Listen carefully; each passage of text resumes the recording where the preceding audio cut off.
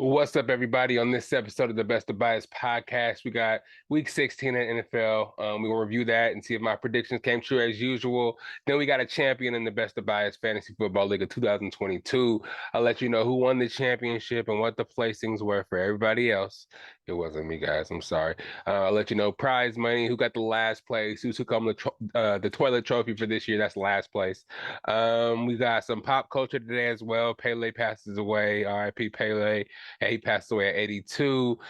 We didn't talk much about the Meg and Tory verdict. I didn't really want to touch much on it until the verdict came out. And now we can talk about the charges. Tory Lanez was charged. We'll talk about that. We have AshWashh actually here to talk pop culture with us, actually. So we got a guest in the building once we get to that pop culture segment. We're going to talk some challenge, ride or dies. We haven't talked the challenge this season, and I know how we like to get in here and talk the challenge. It's a crowd favorite, our favorite as well. So, and we got some beautiful struggle promotion because, she is one of the co-owners of Beautiful Struggle. So she's gonna come here and promote some stuff.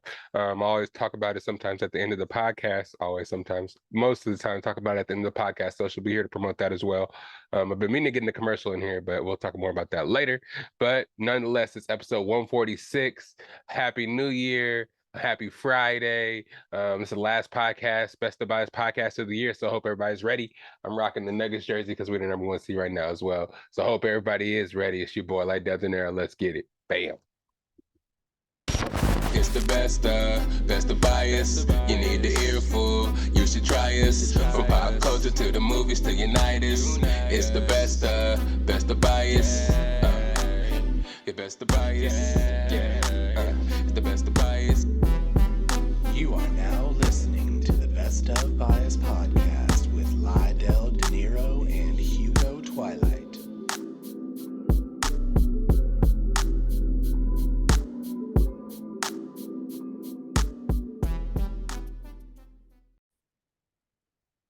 Welcome to another episode of the Best of Bias podcast. It's yours truly, Lydell Dinero. Happy New Year's. Like I said in the intro, Happy New Year, Happy New Year, Happy New Year. It's your boy.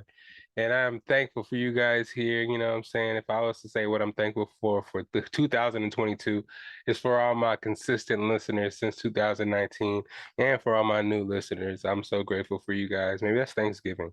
But New Year's resolutions, man, I just want to be a better podcaster for you guys. You know what I'm saying? Being more consistent, giving you guys a lot more to look forward to each week. And, you know what I'm saying? I had to hop in here, no matter the holiday, I had to give y'all a little bit of something to, you know what I'm saying, get in your ears one time. So it's your boy. I'm here for you. I know you guys want to hear about this NFL Week 16. We getting closer and closer, inch into the playoffs. Everybody's looking good. I mean, as far as my friends' favorite teams, I know a lot of their teams are still alive or in the playoffs, solidified already. So I know they have a lot of joy right now when it comes to NFL. Me, I'm kind of so-so because our team, Tampa Bay is playing a little whatever. You know what I'm saying? But when it comes to the basketball, which we'll get into in later episodes, I don't delve too far into that this week, even though the Nuggets is the one seed. You know what I'm saying? I'm gonna keep on talking shit until we not. But we talking NFL right now. This week we had a bunch of crazy timed games because it was the holidays. So we had a Thursday game, a bunch of Saturday games, and like about three Sunday games on Christmas, and then Monday night games. So we have a lot of stuff to get into. Let's go over some of the scores. Not too many stats, just mostly scores. Starting with the Thursday night game, we had the Jaguars Jaguars taking on the Jets at home. Jaguars 7-8, Jets 7-8 now. Jaguars are able to win 19-3. Really rainy game. We weren't really able to see too much, throwing down the field or too much firepower, too much putting the quarterback's arms on display or too much. It was pretty much a ground and pound because the rain was coming down really hard. The Jets fans, though, weren't really having Zach Wilson. He couldn't make anything happen, and just some of his standings with the team and now with the fans, some of the shit he said in press conferences is probably looking bad for Zach Wilson. I'm not sure if he's actually going to be the quarterback of the future for those guys, but the Jaguars were able to win again, making a push for that division down there in the AFC South. The Jaguars are 7-8, like I said in the beginning, kind of giving away that they won. Jets are also 7-8, messing up when they started so, highly in that NFC or AFC East, you know what I'm saying? But now they kind of fell down. Them and the Miami Dolphins, you know what I'm saying, started really high up there. Now they've fallen kind of far down. The Saturday slate started with the Falcons. They played the Ravens.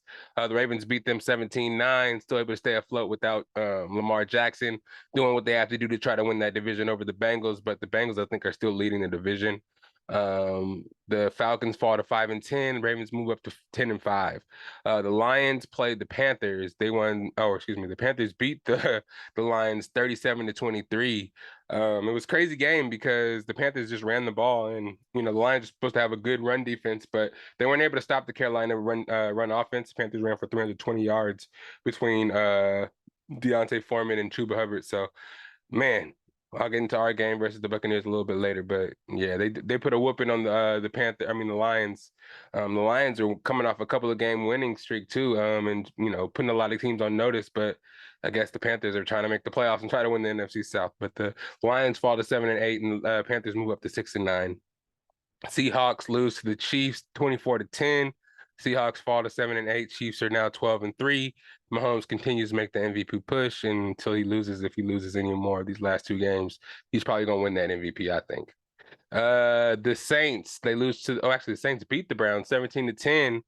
Saints are now 6-9. Browns fall to 6-9. The Bengals beat the Patriots 22-18. Mac Jones is just looking bad. Him and Zach Wilson, they're just kind of, just looking bad right now. Their coaching staffs aren't really doing them any justice. Matt Patricia as offensive coordinator. He has no business being an offensive coordinator, but that's Bill Belichick swinging his power around, thinking he knows everything and he can make anything work. And it's kind of stunting the development of Mac Jones, and we can kind of see it before our eyes, but I don't know what's going to happen to Mac Jones. The Bengals actually are on a 7-game winning streak after winning that game, so they move up to 11-4, and the Patriots fall to 7-8. Giants, they lose to the Vikings 27-24 on a 61-yard field goal from the Vikings. Their kicker was able to make a 61-yard field goal, being as they were in the Vikings stadium or the arena or stadium, excuse me, and they were inside. So they're able to get, the foot behind it and get a 61-yard field goal to beat the Giants.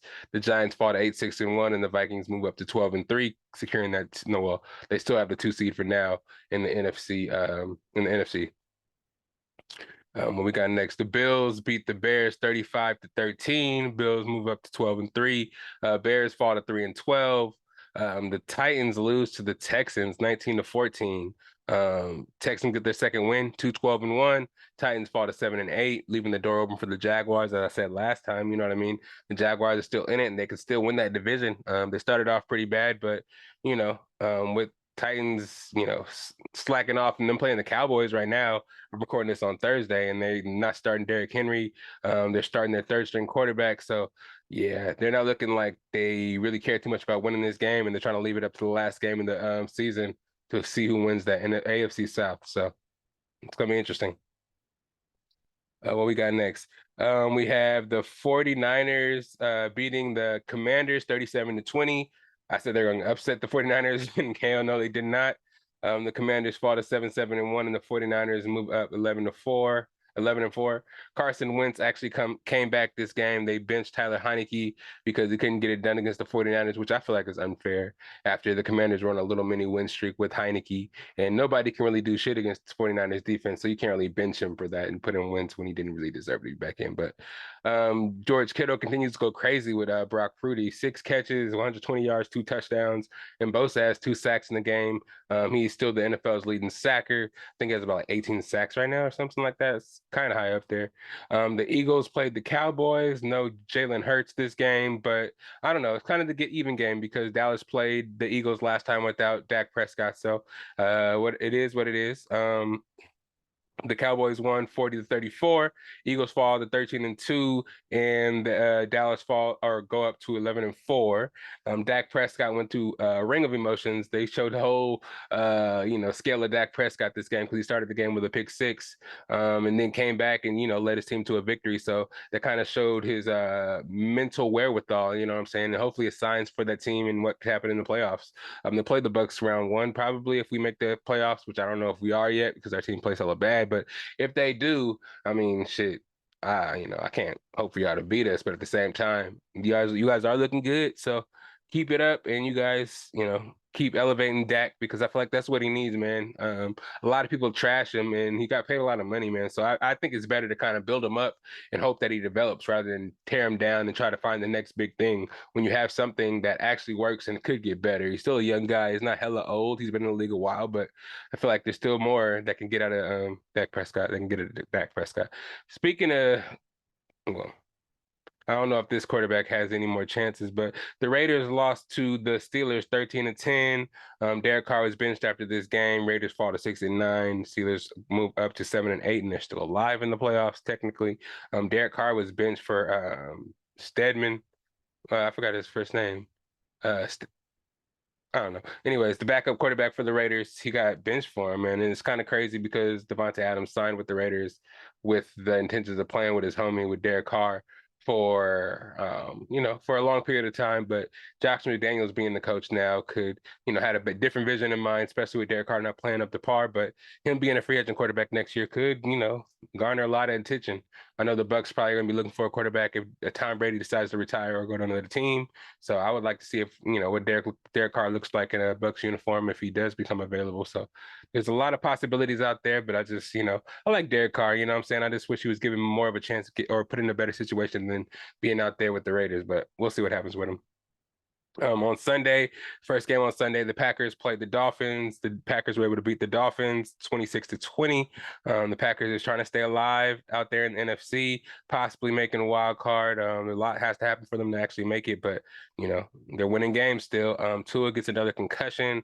His future is really in question now after having so many concussions in one season, as well as just people kind of still doubting if he can actually be a number one quarterback or a franchise quarterback for a team.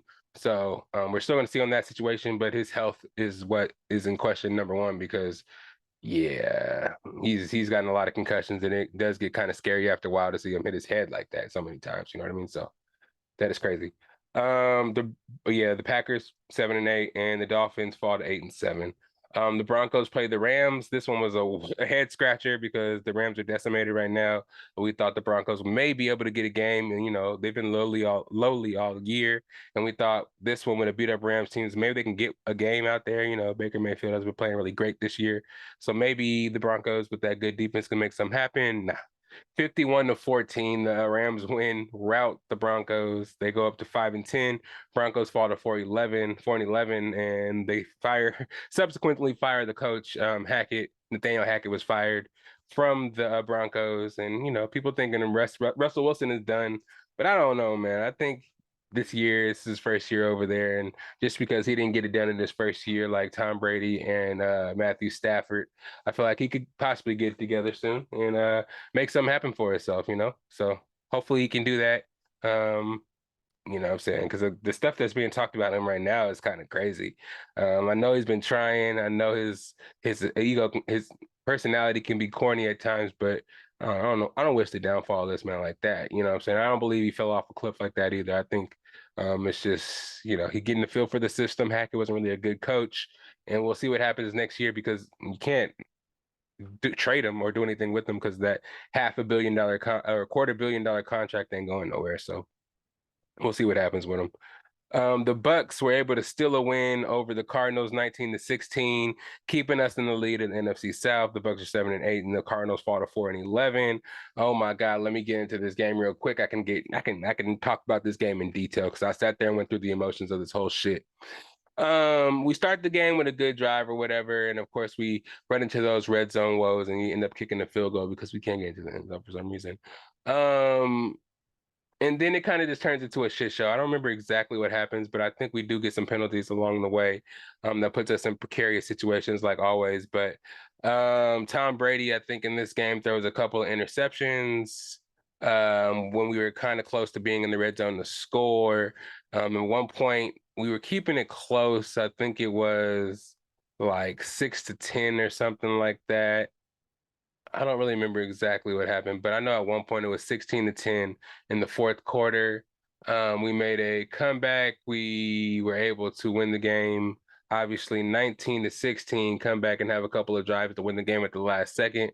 But throughout the game, it was just really ugly. It really took a mess up on the solidifying drive for the Cardinals for them to actually give the ball back to us and for us to get the ball and go into overtime. The ball bounced off the running back's chest on a pitch play, and we were able to get the ball and score to get the score to 16-16.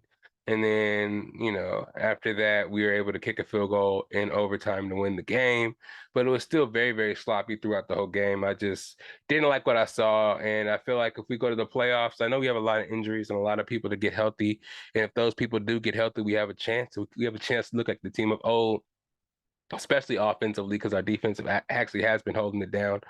I just kind of feel like if we get our offensive line correct, if our running backs and get some holes and our receivers start playing like we want to play, what I'm saying, playing like we mean it, I feel like we can do some damage and we can surprise the Cowboys first round if we actually handle business next week and beat the Panthers.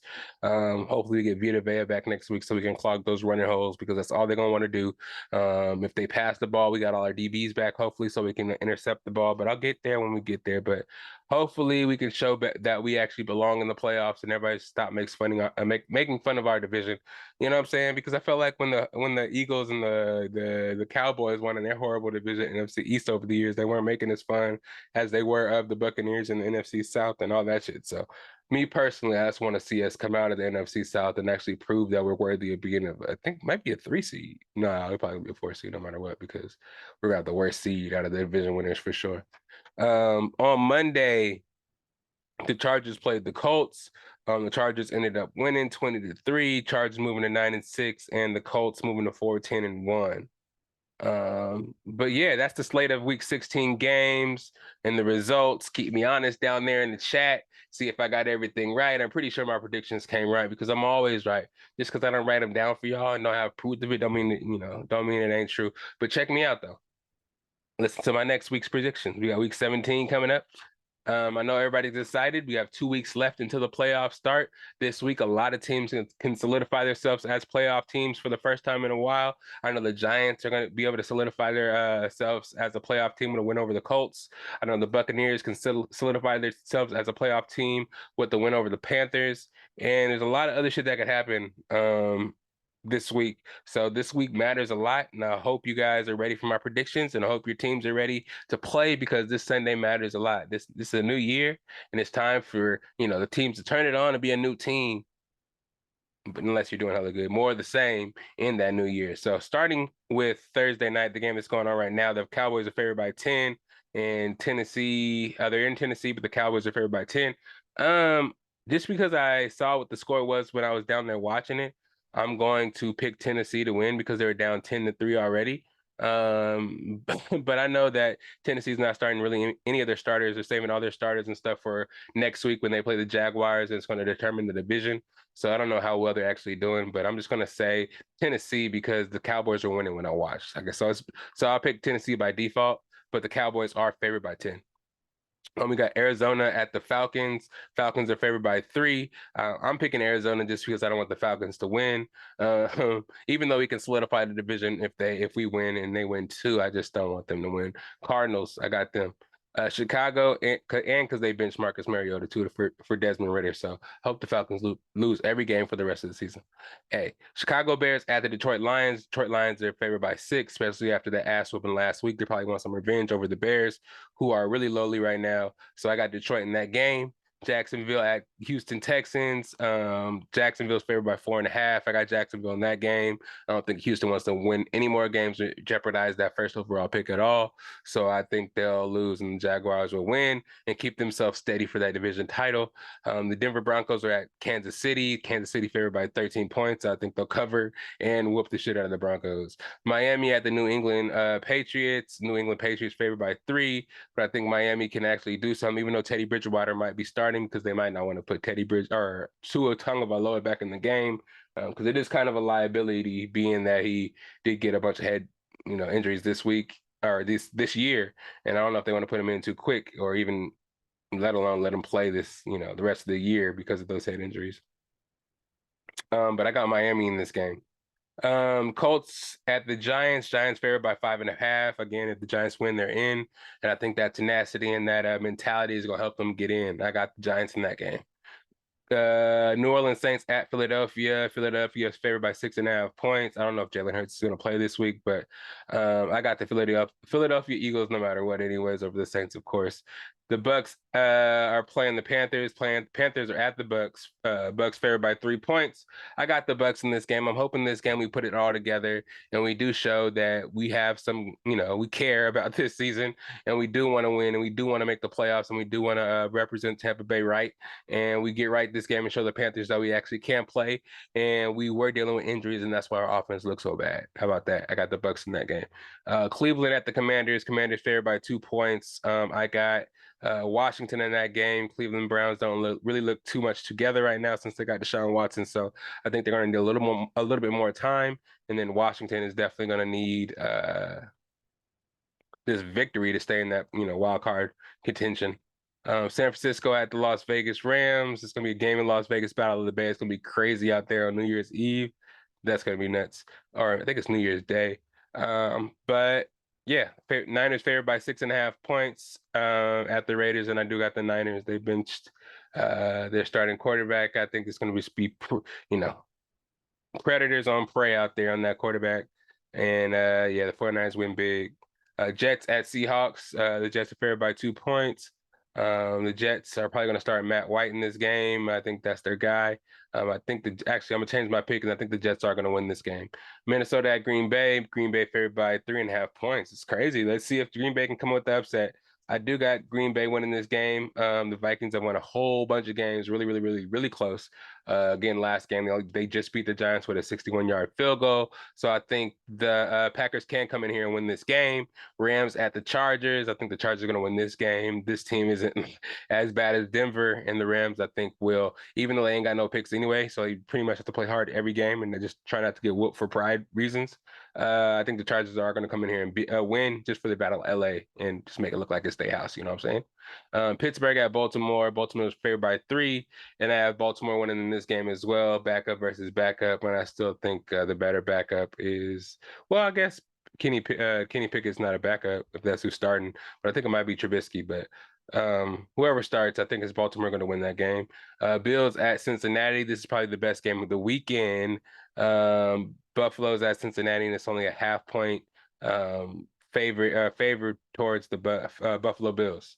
So I'm gonna pick the Bills in this game just because Cincinnati's on a 7-8 game winning streak. I don't want them to go to 8 games. We can't do that. We can't have that. And I got the Bills winning this game. So to recap, write it down, guys. Let me know. Keep me honest. I got Tennessee over Cowboys just because I already saw the score and the Cowboys were up. So I'm just gonna go with the underdogs. Arizona at Atlanta, I got Arizona. Detroit at Chicago, I got Detroit. Jacksonville at Houston, I got Jacksonville. Chiefs at Broncos, I got Chiefs. Miami at Patriots, I got Miami. Colts at Giants, I got Giants. Saints at Eagles, I got Eagles. Panthers at Tampa, I got Tampa, of course. The Browns at Commanders, I got Commanders. San Francisco at Vegas, I got San Francisco. Jets at Seahawks, I got the Jets. Vikings at Green Bay, I got Green Bay. Los Angeles at Los Angeles Chargers, I got Chargers. Pittsburgh at Baltimore, I got Baltimore. And Buffalo at Cincinnati, I got Buffalo. So yeah, check me out, write me down, lock me in. That's what I got for all those picks. NFL Week 17 is here. Don't forget to lock in on Sunday. And man, if you got Red Zone or all that NFL Sunday ticket stuff, that is going to YouTube now, man. So hope you got the pocketbooks ready if you do have DirecTV and you're paying a bunch of money for DirecTV and they're just converting on you. That's shady. That's cool. Y'all see my big Funko Pop back there? I just got that for Christmas. It's the Run DMC on a live stage set. That's cool.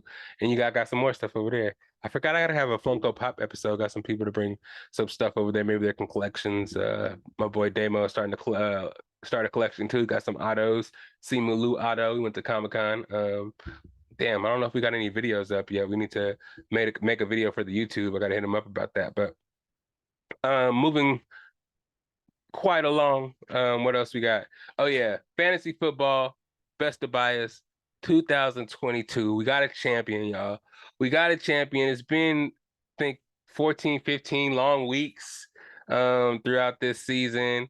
He talked all the shit. He said he was gonna win. He said he's gonna talk so much shit, he gonna make us not want him back in the league next year. But that's not how it is at all. He talked this shit. He was able to get some lucky breaks and win his game, win what he needed to win the championship, and that is Tay, aka unanimous. He was able to win the championship 145 to 117 over Deshaun, finishing the season at 11-4. Deshaun finishing at 9-7. It was a good season, really good season. A lot of ups and downs. The league was really tied for most of the season, especially with the close playoff teams. And a lot of teams made late season pushes. So a couple of teams that were up top lost a couple of games and just dropped them all the way down. That was me. And it just put us in weird positions. And it was cool. It was happy how it turned out. I won last year. I'm happily passing the crown to Tay. He'll hold the crown this year. And yeah, I respectfully pass that crown. He is winning first place, winning $450. Second place, Deshaun is winning $100, and Derek is essentially winning his money back with the $50 prize in third place. Fourth place, we had Kyle. Fifth place, we had Sean. Sixth place, we had Jeremy. Seventh place, we had Yancey. Eighth place, we had me. Ninth place, we had Dijon. 10th place, we had Damon. 11th place, we had Jason. And holding on to that toilet trophy in 12th place, we have John. Don't worry, next year maybe we can get you out of last place and you can pass that trophy on John. But for now, you can hold on to it. We'll get a bigger trophy next year. I think we can get a trophy for the winner next year. Get something started on that. But for now, it's just gonna be the money. We don't have a trophy yet, but next year we're gonna keep getting bigger and better. I promise you guys. Again, thank you for participating. We got a big group of guys, that's been playing for years. We just had to find maybe 2 new people for this season, so it's a tight knit group of guys, and we keep on expanding. And hopefully this year we can get everybody back that played this year. We can have a great season, get the money pot a little bit bigger. Incorporate more rules and have a dope ass live draft like we did this year, just a little bit more live on the fact that everybody can probably make it. We can plan it super in advance so everybody can request that time off and everybody can be sure to be here because, man, with everybody here, it'll be a lot better because, the semantics of having to wait for people and the time and the lag of saying something on live and somebody actually picking it and not hearing them. It gets kind of crazy after a while, but I'm still grateful for everybody participating, and hopefully everybody's down to be in the Best of Bias Fantasy Football League, 2023, because I will be starting it and we will be having it. So do your research. If you got somebody this year you didn't want that got hurt or some bullshit like that, do your research and that shit won't happen. Next year you'll be good. But ultimately, yeah, that's it for the Fantasy Football League. That's it for this year. Our championship has completed. I noticed that if you have less playoff teams, it goes for a little bit longer. So some people are having the championship this week. But congratulations and good luck to all you guys out there having your championships this week. Big money prizes, you know what I'm saying? It's been a long season and it takes a lot of work to be a commissioner, especially making it to the championship. And it's really high pressure stake situations right now. So make those decisions that it needs to be made. You know what I'm saying, to win the championship. Bench somebody that may need to be benched that you don't want to bench.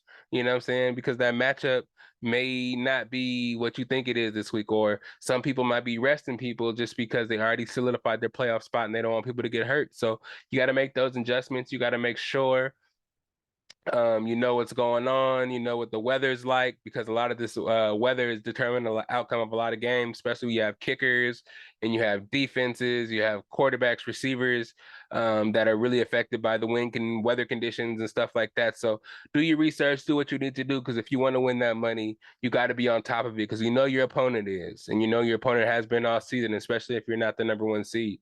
You know that person that is the number 1 seed, they didn't luck into that. They done their research and they just as prepared as you, if not more. That's my mentality sometimes when I play people. Just think that person is always thinking of every move that it takes to beat you, and they're already 1 step ahead of the game. That way, you can already know how to counter any move that they make that you may think that they can try to stop you. You just go ahead and make that counter move and know you're prepared for that change already. I know.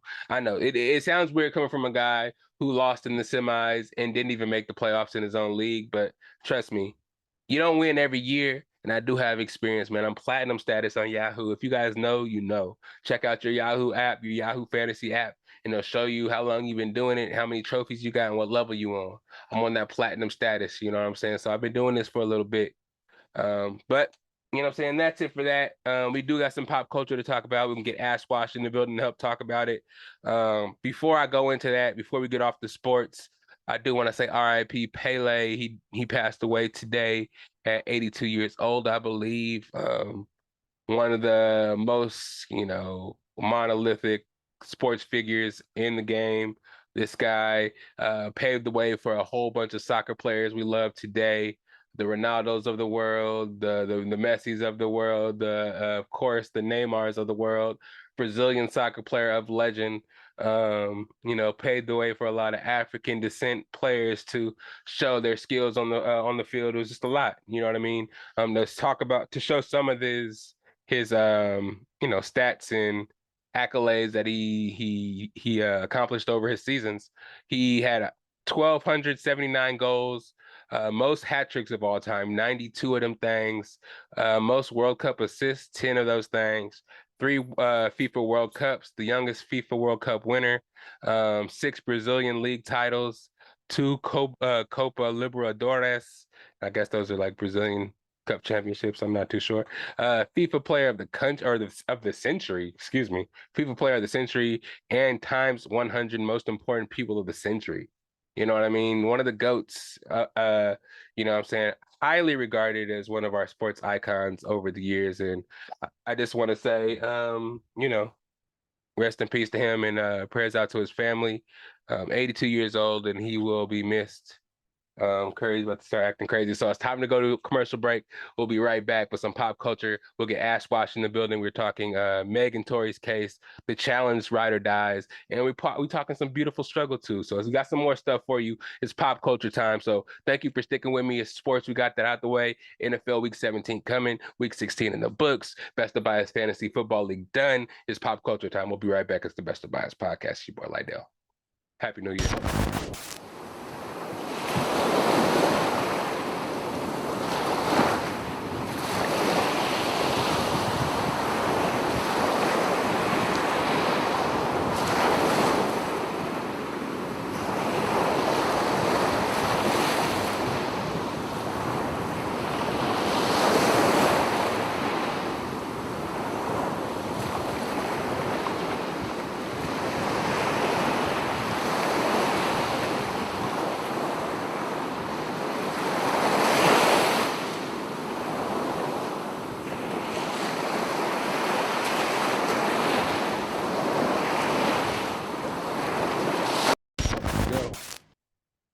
And welcome back to the Best of Bias podcast. Look who we have in the building here. Hey. Look who we have in the building here.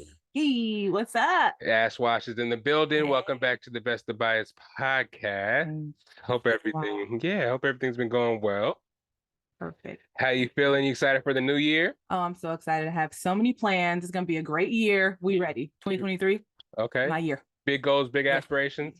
Absolutely. You care to talk about at least one about it? One of them? Yes. So my birthday is in January. So starting the new year, fresh off, we getting in there with a fitness class. Mm-hmm. Beautiful struggle, Ash Fitness. So I'm leading my first fitness class group session in East Palo Alto. It's going to be lit. It's going to be a lot of fun, high energy. So that's the first thing I'm looking forward to in that new year. So I'm super excited about that. Nice. Yeah. I'm excited to hear more about it. We will get into beautiful struggle and more promotional stuff there. We do plug it a lot towards the end of the podcast, let people know where to get some merch and how to get in tune with the family businesses. So we will talk about that in a little bit, but more so right now, we're going to talk a little bit about one of the most controversial cases in the last couple of years. The verdict is finally out. Last couple of weeks, I said I didn't really want to touch on the subject too much yet because the verdict was close to coming out. Mm-hmm. And I kind of wanted to wait to see what was going to happen. But we did find out Tory Lanez was found guilty on all 3 charges. And those charges were assault with a semi-automatic firearm, discharging a firearm with gross negligence, and unregistered firearm in a vehicle. So he was charged with felony charges of all 3 of those. And I don't know how long he's facing right now. I know the ultimate charge was facing like 23 years. Oh, I didn't know that. Yeah. So that's how much he was facing to begin with. How do you feel about the case? Do you think justice was served? How do we feel? Okay, first of all, I didn't even know those were the counts, so that's good to know. I knew there was 3, but I didn't know what they were. So first of all, back when this all happened, I was like, dang, he really shot her. Like, sounds realistic. He carrying a gun and you're drunk, alcohol, all that. But then there was all that controversy, whatever. So coming to find out he really did it, which people are still saying like it's not true. He may really not have done it, which is crazy to me. I think my biggest thing is like how people are reacting and not really like defending Meg Thee Stallion. Like this whole time, she's made songs about getting shot. She's made songs about getting stabbed in the back by her friend, like not stabbed literally, but betrayed and stuff. So it's like she's been talking about this stuff and people just don't like to believe her. And I don't know if it's like a Black woman thing, all that. But I'm glad that this happened because you can't just do whatever you want all the time, especially when it's towards Black women. You know what I mean? Exactly. My thing was a lot of people are kind of we're kind of whatever this evidence may be, there's still a victim involved, and people are kind of losing that fact with all the media attention and all the other facts that were coming out. Somebody did get shot, whether or not it was Tory that shot her, whether it was her friend that shot her. All these social media detectives coming up with all these other alternate stories of what happened. Ultimately, she still was a victim and she deserved justice for being shot. The circumstances of her being shot, I feel like we'll never actually know, especially with people not testifying, the bodyguards going missing, people saying that we don't know whose bag was whose or what was in what bag. We don't know if the friend shot the gun. We don't know if Tory Lanez shot all that, what I'm saying, is just hearsay, in my opinion. The jurors did what they had to do to see if he was guilty, and then I don't know. So what happened with her best friend then? Did she also get charged with something or no? No. So the way that she was able to go to court, she was able to plead the fifth, and the way when she pleaded the fifth, she was able to get immunity. Though a lot of the stuff she was saying was catching her up in lies, especially when she kind of claimed some stuff. So it made her seem like she was like, okay, said some stuff that was true, and then took some hush money and didn't want to say she took hush money. So she wasn't going to try to, solidify the statements that she made. She was going to let the evidence that they had be the evidence. And if they won, they won. So she took that hush money and was just going to be, not guilty to any of the charges, you know what I'm saying? Because me personally, I think it may have been because a lot of the stories about which I feel like they need to be brought up was her, sexual past with Ben Simmons and the baby and all these other people. I don't know. It's kind of try to paint Megan in a different kind of light. But then again, she is the victim in this situation. So we have to remember that. I personally, it does sound, again, all these social media detectives kind of put this together. And of course I can't be because I wasn't there, but it did seem like her and Kelsey were fighting. I don't know to what extent. A gun may have been drawn. Somebody tried to take a gun for somebody. But I don't know. I don't know. I don't know if it could be that way because then they wouldn't have charged him for all this stuff. But I don't know. But also, I think he kind of messed up back in the day because, back then it's like, oh, nothing. We're going to be okay. We have our story, whatever. He was commenting on stuff like when we were talking about how the best friend shot Meg. And he was like, no, she didn't. No, she didn't. And that stuff got pulled up. So also there's those things. So it's like, then you got to watch what you say if you try, it's just. And if it was, it seemed like he was trying to protect both sides and not really say something. So he was like, I'm going to take these charges. I don't know. Whatever it is, it's messy. Either way, hopefully, I feel like Meg Thee Stallion, hopefully she's healed by now. Mentally, I don't know if it'll ever heal, but, physically from her injuries, I'm hoping that she did heal from those, whether she was shot at or, the dance bitch dance thing was said.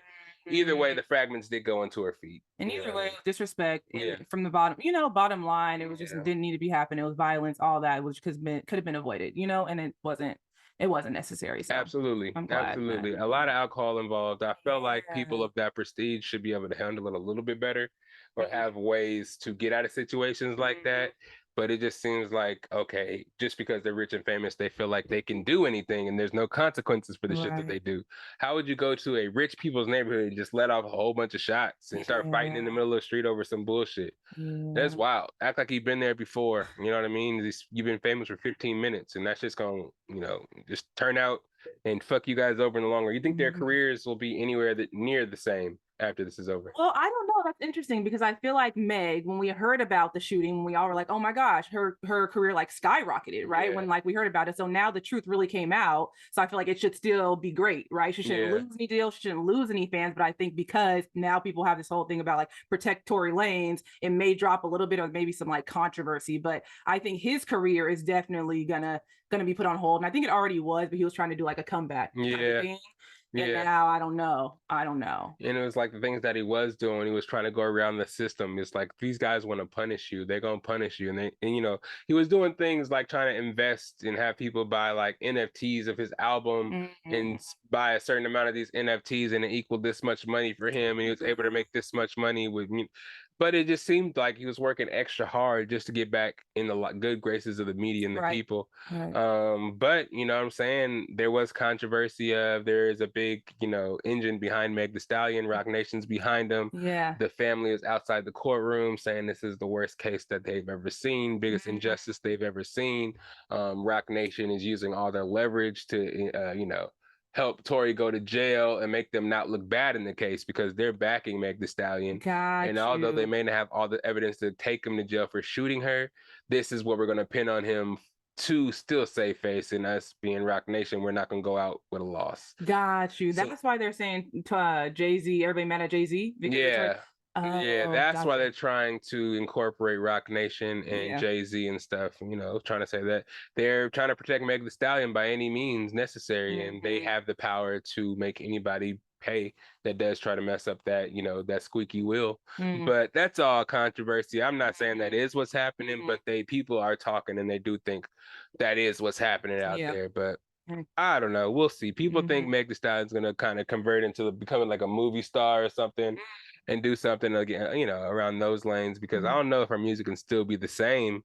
You know, I feel like it maybe needs to get a little deeper with a lot of this trauma and stuff that's going on. We'll see another side of her, but I don't know. Yeah. Who knows? Who Yeah. knows? Prayers out to everybody For involved. sure. It's for a crazy sure. situation. We hate to see it in our community and our culture. We want to see the best for everybody, but sometimes it takes a little pow to let everybody know in the community that shit isn't sweet out there. You can't just do Yeah. whatever you want just because you famous, you rich, and at the end of the day, us black stars are still gonna be black on the Yeah. outside. Yes. So they don't care. They don't care anything about it. They gonna just move smooth, especially in those Hollywood areas. But let's get off the morbid stuff. That's what I like to say. Let's get off the sad stuff and let's move on to this big thing we like to call the challenge ride or die. I don't know exactly what season it is. It's in the 30s though. 38, right? 38. I was thinking 38, but I didn't want to say it. Let me actually press this right here. Dual cameras. We getting into it. It's the best of bias. We talking about the challenge. Season 38, ride or dies with AshWashh. You know how we do it. We used to do it back in the day. We previewed all the characters, everything we thought was gonna happen. We did it episodically, but we back. We just gonna talk about how we feel about the season so far. I know she's not completely caught up, so we won't talk about everything. I know everybody might not be caught up. The last episode came out yesterday, so we're not gonna do too many spoilers. But if you haven't seen it at all, we're gonna spoil at least up to episode like 8. So sorry about it. Firstly, how you feeling about it? What are your, you know, expectations? Let's start. How you feeling about it first? Okay, I'm feeling great about it, right? I love how they did surprise guests came in throughout the season, like not all at the beginning. They had some vets come in. Now some of the vets that are there, I'm like, okay, you don't got to be here no more. You can go. You got enough money. We don't need you to be here. But I really like the little the new stuff they put in, right? Like the draw is not really new, right? That's kind of in there. Yeah, they used to do skulls and stuff. Something like that. Yeah, but I really like how they're mixing it up a little bit more this season, making things a little bit different, and it's like unexpected from everyone, right? Everyone in the cast kind of like, I've never seen this before. Like this is cool, changing some of the eliminations, like all of that. So I'm liking it. I'm liking it so far. Yeah, I really like it as well. Some of our favorites came back. We all know. Well, and at first we didn't think a lot of our favorites were gonna be there. We thought it was gonna be a lot of new people, a lot of new blood, but we do see the Ambers of the world already there. I think Devin was already there. Tory was already there. So there's a couple of people that we kind of know from the past, but we do get infusion of people. I think Fessy was there as well. We get an infusion of people, and they're kind of what we call ride or dies, family members, friends, people they thought that they can bring to the season that can help them win that prize of $1 million. It gets kind of crazy because I don't know, some of these people, I don't know, they're like whatever, like Amber's boyfriend Chauncey, Fessy's friend Mariah. There's a lot of stuff, a lot of different people they bring into the episodes, but you know how it goes. They got to infuse that new blood to keep it interesting. But this is one of the most talked about TV shows, reality TV shows of a generation. I've heard this, show talked about on various podcasts, from Bill Simmons to on sports. People talk about them and their wives watch the challenge in their spare time. So I know how it gets. I know you guys are really interested in how it goes. So it just warms my heart every time it comes out. And we had to come out here and relay some stuff to you guys. Who are some of your favorite characters so far? We talked a little bit about some of the new characters, some of the old people, but so some of the new people. So again, I'm not caught up yet. I haven't seen the last couple episodes, but I really like Olivia. She's a rookie. And her partner. I'm falling off to him a little bit, but I really like Olivia. Always love Nelson. He's just goofy as heck, and I think he's coming more into himself this season. Like, he's embracing the goofy. People make fun of him, but he loves it now. Like, he's playing into it. So I like that a lot. Who else do I really like? I really like Tory this season. I haven't always liked Tory. I think Tory has been up and down for me, but I think she's doing a lot of healing and like all that. So I think I really like who she's become through this season too. I think those are me. Yeah, and it always is kind of tricky with the past relationships, especially with hers. I don't know. Me personally, I feel like it ended on really bad terms because they didn't even get married. I think she's calling him as her ex-fiance. Oh yeah. So it probably ended pretty bad. However, it did end. So it's kind of weird to me in instances where she kind of approaches him, but also it is weird to me sometimes how he tries to hook up with other people in front of her face. Jordan. Yeah, but at the same time, I feel like Nuri's also is kind of tripping out because she was all in a dude's face in the first episode, and then she jumping on Jordan like, "Oh, I can't help it," type shit. Like, nah, you can help it, and you're just like, you're making yourself vulnerable, putting yourself in the middle of this drama just so you can be, I don't know, maybe she just want to be seen on TV and get more TV time, but. Man, you can't go back to both of them in LA. But I do think Jordan is kind of shady though, from what I've seen so far. Like with the Tory stuff, Tory has she's told us she's in love with him, basically. She admitted to him. He kind of was like, I love you too. And you could tell he wasn't as into it. Yeah. But then it's like he in her bed, like I love you in, and they like cuddling and wrestling and stuff. But then he's like, well, I never said but you're showing that you care about her. So it's fair for her to feel like you betraying her in a sense. Yeah, for sure. You can hold off on that for a couple of weeks just for this show. Yeah. That's a little much. I don't think I personally would have done that. And I think I think Jordan's super Hollywood in a way too. I think I seen him in a movie recently on TV. Oh, really? Yeah. So I think he enjoys the drama as much as he says he's like a stand-up guy and kind of tries to avoid all that kind of stuff. Right. I think he likes it now and likes being the guy who he's really sure of himself and doesn't care what nobody really thinks, and he'll stand up for himself and be that guy. Yeah, he's one of my favorite characters in the show. Jordan is? Yeah. Just his transformation from being this strictly asshole to just somebody who is usually taking the side of the people that are being manipulated and calling out the bullies in the show. I'm still kind of against Johnny Bananas. Spoiler alert, he does come into the show. It is weird how the vets do come to the show because a lot of them came in out of shape and weren't really ready to actually compete. Right. The Veronicas of the world and Darrells and love me some Darrell though. Yeah, and Laurel though is one person I really can't stand, and her partner was gonna start rubbing me the wrong way.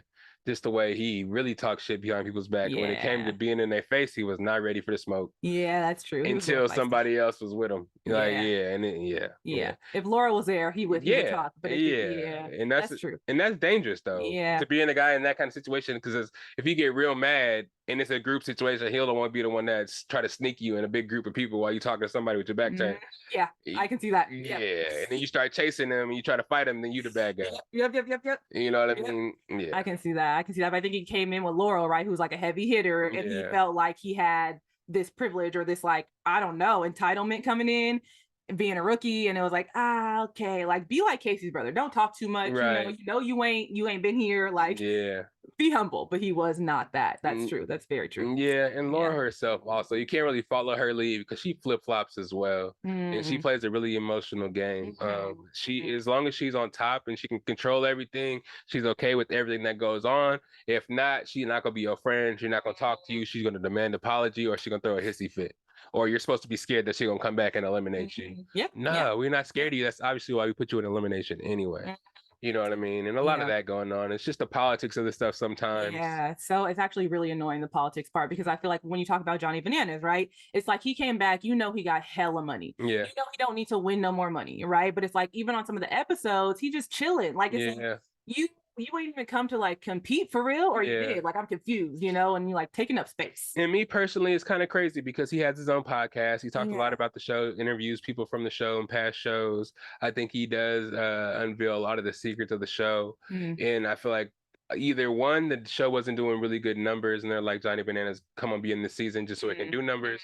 Or it's like, all right, if you're gonna be this involved and talking hella shit about the show, at least be on the show. That way we can make amends and you can win some quick money, or we can pay you to be on the show and just to chill out. But what does he have to be mad about the show? Like, he's like one of the most paid from the show. Like, he gets a lot of clout from the show. Like, he's not treated, racism don't affect him on the show. Yeah. Like, I'm just like, what are you even? It's really ego driven, because a lot of the past seasons, it wasn't him. It was Devin and everybody else being the guy on the show, or the girl on the show kind of leading the way. Yeah. And it wasn't Johnny Bananas, and people weren't doing the stuff the way he would have done it. And he was really opinionated on his podcast and stuff.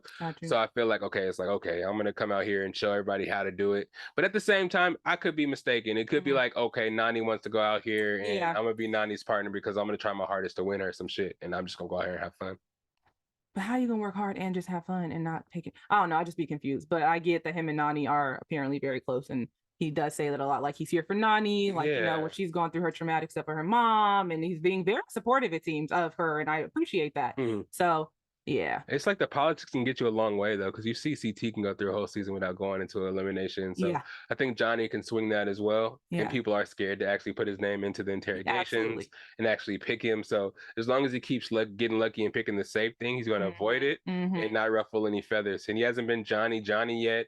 I'm sure he will once it gets to a lower amount of people and he actually really can control everything. He's gonna start getting in Fessy's face. Oh, Fessy. It's gonna be a lot of stuff going on. You know what I'm saying? So yeah, because he doesn't like Fessy. He's just been keeping it under wraps. Right. Just because the numbers may be on Fessy's side, just because he has Mariah as a partner. And they know a lot of, well, they're not really partners right now, but the fact that they, have support on both sides with rookies and stuff like that. Right. It gets kind of shaky, and there's not many veterans there for Johnny. Yeah. You have to think about a lot too going into those things. It's like those things like about alliances and who people align with on the low too. Like, so if I'm calling somebody out, then the whole group of people is going to be against me, so I can't ruffle those feathers. Okay, but you have to be really methodical in that, and I feel like that's one of the hardest parts of the show, because it's like being able to do that and keep up with it. And there's a lot of cheating that they let you do that they didn't let you do before, like helping people hella during eliminations. Yeah, that's been wild. And just sabotaging people during challenges when you have able to, because they'll just do that to you. You ruffle somebody's feathers, and then they're gonna do a fucking challenge where, if you get this many rings on your shit, you're gonna be and then they'll have that challenge next, and they'll just kill you for that shit. Right. So Okay. It's always catch them too. With that too, like, what do you feel about? I don't know if you want to talk about this, but the Nelson and Fessy thing, right? Like, one of the episodes, one of the challenges was like Nelson and his partner, when they were still like that in the teams or whatever, they were winning, right? And then he was like, Fessy was right behind him, and Fessy, he was like, who's behind you, to Fessy, and he told, anyway, he helped Fessy again. He keeps helping Fessy, and Fessy, it's very evident that Fessy would not do that for Nelson. I'm just so conflicted about Nelson's, like, his heart versus his like game. Like, what do you think? What is that about? I don't know. I think Nelson is scared to make a move against Fessy, just because he feels like that friendship is still there, and the guy's enough of a competitor that can keep him safe until the end. Also, the fact that, I don't know, maybe he is trying to make a big move. He's just waiting until the end. But this shit that he could have done a while ago that could have ruffled it up. But I don't know. I think the stuff with Fessy is all a means to an end. He has his size. He's hella big. Everybody expects him to win everything. I think he is one of those pundits in the game that's just going to be, you think you're going to win? I'm this guy. I'm that. I'm big and bad. And you're going to lose again in the final. Yeah. Yeah. your ankle's gonna your ankle's gonna snap, Yeah. or that, God forbid, or Right. like you sprain an ankle or some shit, or you gas out. Last time he couldn't eat some shit. That's Yeah. what it was. Yep. Yep. He pussied out on that shit. Yep. So yeah. Let me tell you, karma's real though, because the way he be acting towards people on this show, like that's why you can't win. Like you are just shisty and like overtly, like you just don't care, and it's wild to me. Yeah, I don't know, but Yep. But yeah, I mean, there's plenty more to go. There is a twist. I don't know if you got there yet. The Redemption House type thing. Nope. Okay. It's not a Redemption House. It's not really like that, but it's a little twist, so it gets a little later down the road. There's a game within a game a little bit. So stay tuned for that. If you haven't seen it yet, I won't go into it yet. Okay. But yeah, it's I think it's maybe 2 or 3 episodes left. Maybe I want to say 2 until the final, and you start solidifying the people that are going to be in the final. Right now they're separating the 2 teams, and they're against their what is it called? Ride or die. So, the teams are dwindling down. It was Fessy versus Mariah's team, and they picked teams for themselves. How do you feel about that selection?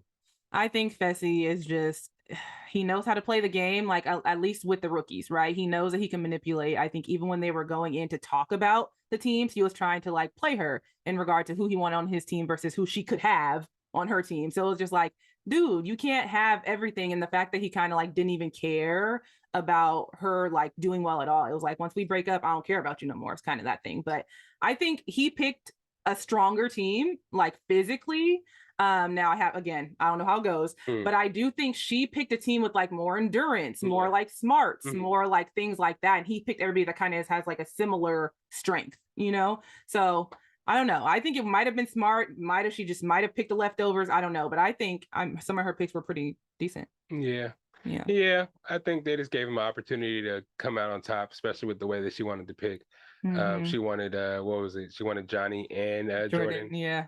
But it's like, damn, why couldn't she get that? You know what I mean? Reverse the order. She would have got that. Yeah. You know what I mean? That doesn't make sense. It's like, okay, he made it seem like he's making her choose who she wants, but no, the order dictates that, and it's the obvious move that you would make. Yeah, it's not you determining who she can have. That's true. That's you know what I mean? That's what was kind of fishy to me. It's like, no. And then again, if you look at it, of course, Fessy's not going to be like, no, I'm not going to take Johnny Bananas after you take Jordan. And so I was like, they're really buffing that up bigging that up to make it seem like a big deal that he's doing something big. Right. It's actually MTV's reason for giving him first pick. Right. It's obviously back and forth. She should have picked Nelson. Exactly. Just to shit on him. But hey. Shake it up. Yeah. Right. I don't know. But anyways, that whole thing was contrived, but I feel it. But the bigger team is not going to always win for everything. Right. You know what I mean? There's puzzles, and there's some stuff they're starting off physical, and they, whatever, but we'll see what happens. Plenty more season to go. If you guys haven't seen it yet, it's on MTV. I don't know why they don't have it on the Paramount Plus app yet, right? But they do have it live on MTV apps, and they have it on demand there. If you have DirecTV, whatever streaming service you have, as far as cable goes, you can watch it on there too. But we're towards the end of the podcast. Let's get into some beautiful struggle. Where can they find you?